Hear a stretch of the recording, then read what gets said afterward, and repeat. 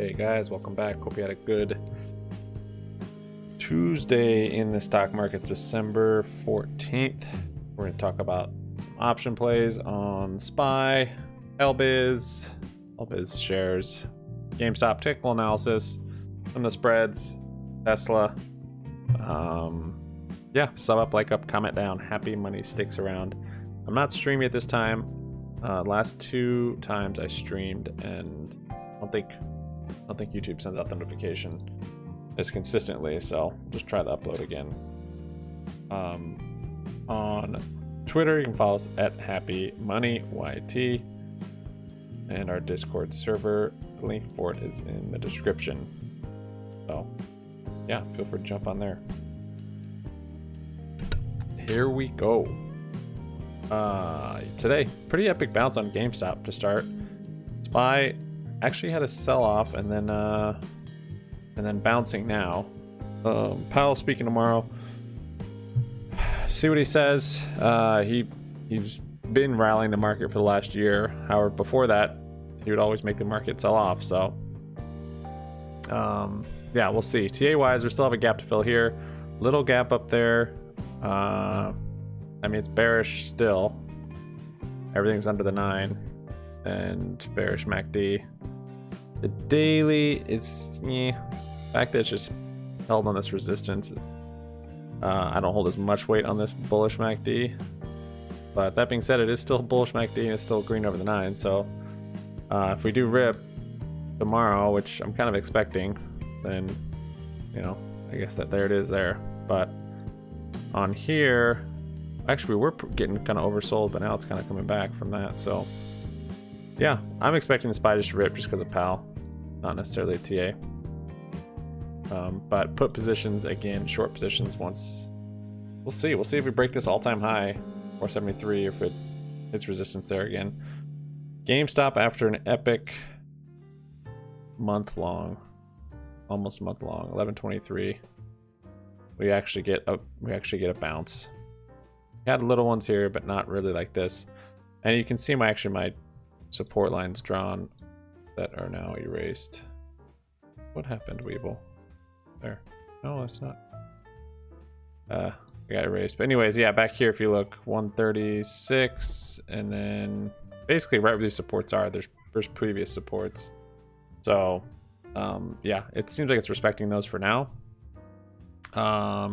We're still bearish though on the longer term, so we're looking for shorter term to flip bullish and then slowly momentum to change to a longer term time frame like the daily here. But moving down to the 4-hour, still bearish. We do have this, let's see, yeah, we do have this RSI divergence here on the 4-hour. No, I'm sorry, that's not. Wait, 26.97. It's not a great one. No, it's not. But on the hourly, we do have some RSI divergences here and here. And then today, I mean, so the difference between, if you go back here, we'll just say we're downtrending, and then okay, bullish MACD, we had green over the 9, and then it flattened out, and we hit resistance here, and it didn't break out after this consolidation. It's kind of stair step. Why didn't it go up and it went down after that? Well, we don't know what's going to happen, but basically we got some volume here that held it from continuing down, that put in buying pressure, and then our momentum shifted, and then it didn't break out to the upside after the short consolidation here.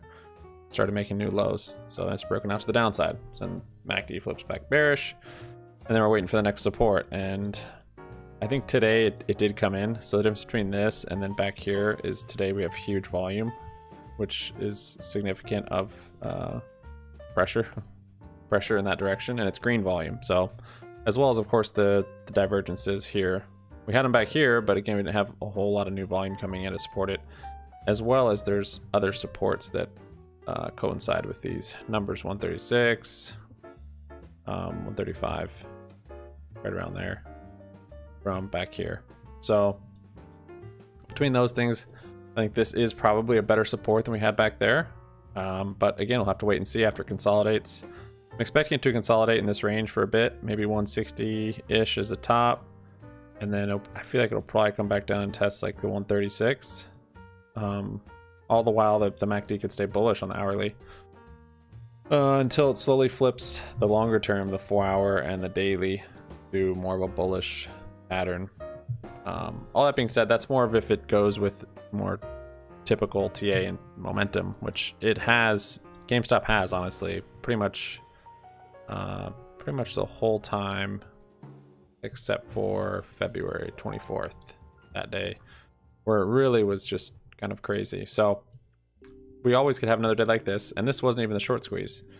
And it's possible a short squeeze it'll do something like this, but it will squeeze and we'll just stop how that did.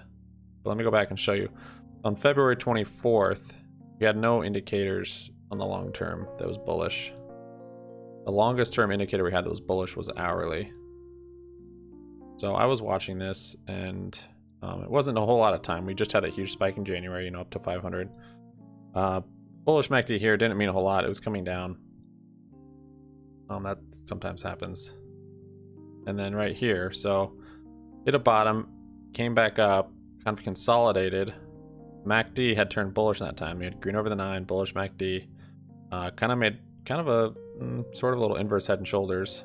But then right here, you can see it's starting to kind of break out to the upside. We've got this big green candle over the 9, volume picking up there, and then setting up a bull flag. So indicating that this dip was kind of the last little spring test, if you will. And then bullish MACD and everything like that. But that's on the hourly. So I think I did play this. Yeah, this was my first big play on GME. But anyways, so this was coming down 224. It was 230. So by 2:30 in the afternoon, like, it had been a good day, but it just looked like it was setting up a bull flag on the hourly. No big deal. Daily was still very bearish. And then we get those massive candles. So this is 2:30. Yeah. So this candle's 2:30, and then this is 3:30, and this is into close.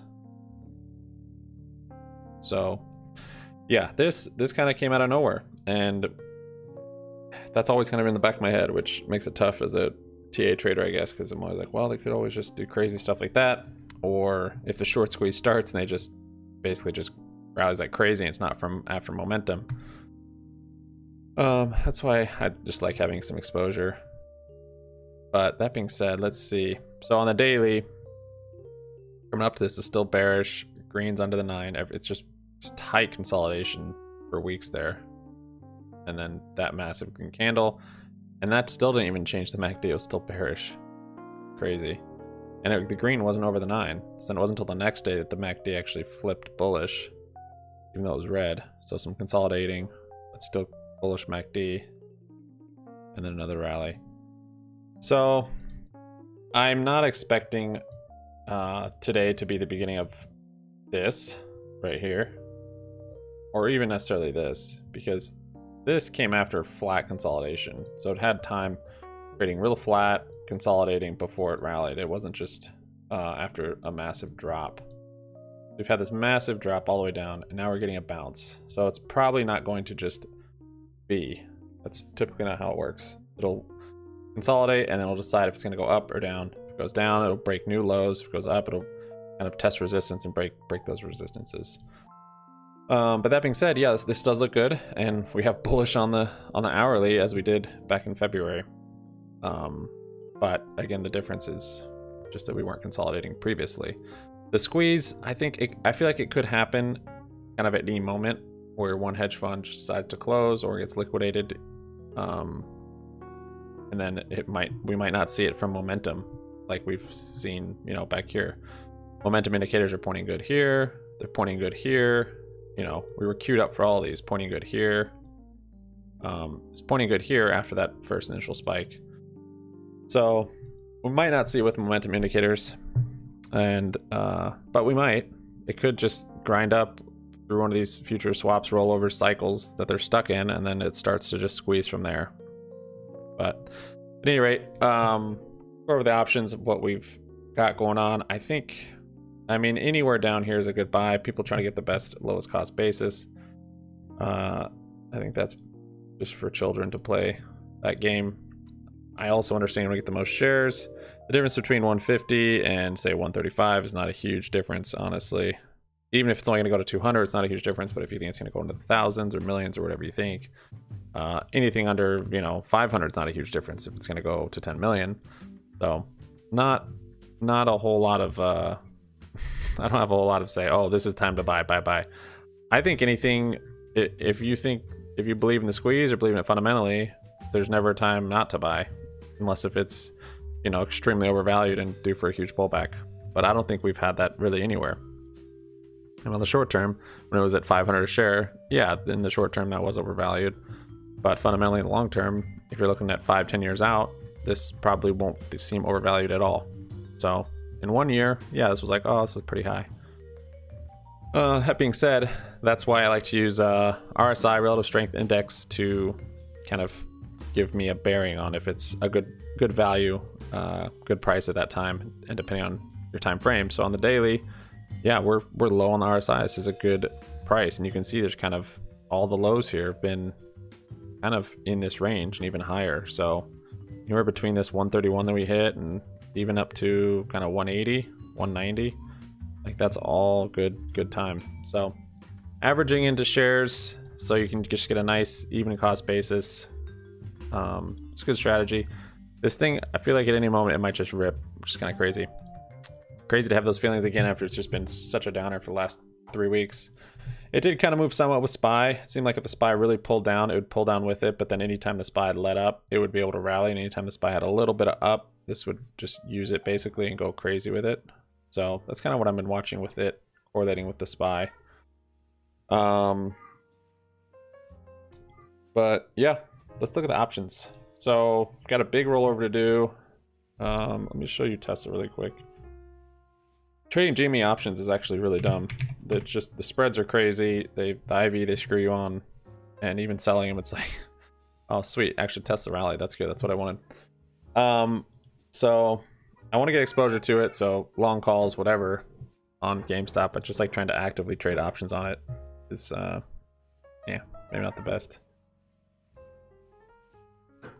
So let's see here. Yeah, so Tesla's having a nice epic rally. Like I said, anytime it's an oversold here, Tesla bulls go crazy and it's going to rip. And tomorrow with the SPY going up, most likely from Powell, this will probably fill that gap up there. On the daily, it's still bearish, but it could kind of retrace back up to this 9 moving average, kind of like it did here. Had a red and then a red day, and then kind of grinded back up to that moving average for more lower lows. So we'll see if it continues this trend. If it kind of rallies back up here, it'll be opening up more bearish plays. Yeah, MACD's still bearish on there though, so we'll see. Might make it just a little inverse head and shoulders and then rally.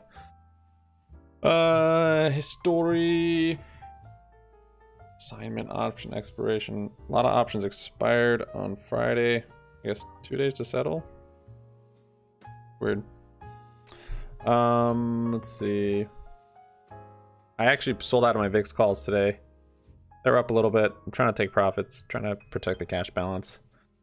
Sold out of my all credit spread on Tesla. It was up 20%. I was like, no reason to ride this thing up through. If I think it's going to go up, I'll just reopen once it's higher. Also opened up, I think I opened up a bullish play on Tesla. Yeah. And where, I have GME in here. What? Well, that's yes. That's why it's so confusing. 2 days. Okay, there it is. Sold VIX. I bought 230 calls in GME. Bought 4 of them, and then bought 300 shares of Hellbiz. It's a competitor for Bird. It's more in Europe. Market cap's a lot lower, so maybe it has better value. I'm not sure. I've wanted exposure to it, and it's at a pretty good price. Had news today that it's going to start using Meta for their workplace, so basically virtual meetings for their employees. It rallied up on that. It's got a really tiny float, so it likes to attract the attention of day traders and stuff. Here's the call credit spread I sold on Tesla, little gain, and then I opened up a call debit spread on GME, a 165, 170, real short date, just in case we do rally back up to like 170. I mean, it's looking strong. It's almost 10% come into half an hour into close. So the 165, 170 call debit spread right here, not a big play, but doesn't take a lot of capital either. It only costs $168. Max profit's $1,300 on it. That's if we get up to that 170 range by Friday. So with GME mostly following the SPY rallying tomorrow, and our bounce today, it'll probably just consolidate the rest of the week, but just in case we kind of do get a big range, it opens up, you know, just in case GME kind of, or just does some of that February 24th V stuff, it just kind of comes up here. But that being said, I mean, it could come up quite a bit and find a, you know, maybe 160, maybe 167 before it kind of finds a range. Hard to know how long it'll go before it finds resistance. But so far it's looking good. It's definitely bullish on the indicators and rounded out. On the shorter time frame, let's see. Here's the hell-based shares. Okay, so Tesla.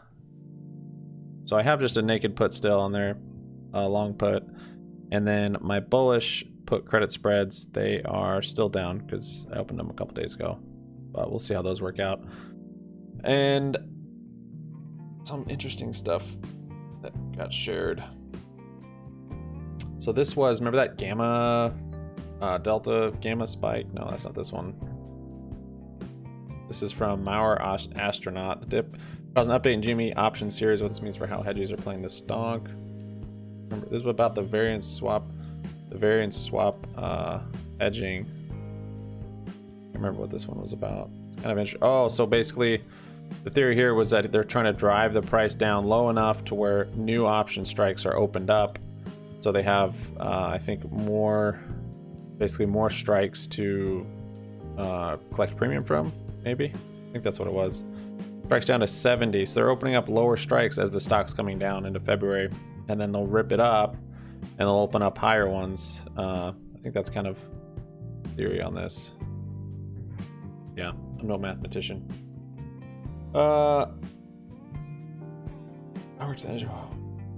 Cooler. There was one. Oh, someone else shared it, and then I actually read it. Yeah, it's this one. So we saw this one with the gamma, the delta neutral spike. Can't remember. Yeah, I think it's the delta change. I shared this in another video. This is Yalia, and she basically just goes in and talks about. It's a little confusing, but talks about what's kind of going on with this. Remember what I was going to say about this? Yeah, I can't remember. But that's what I got for you guys. Thanks so much for watching. We'll see you on Discord. Have a good afternoon. Peace out.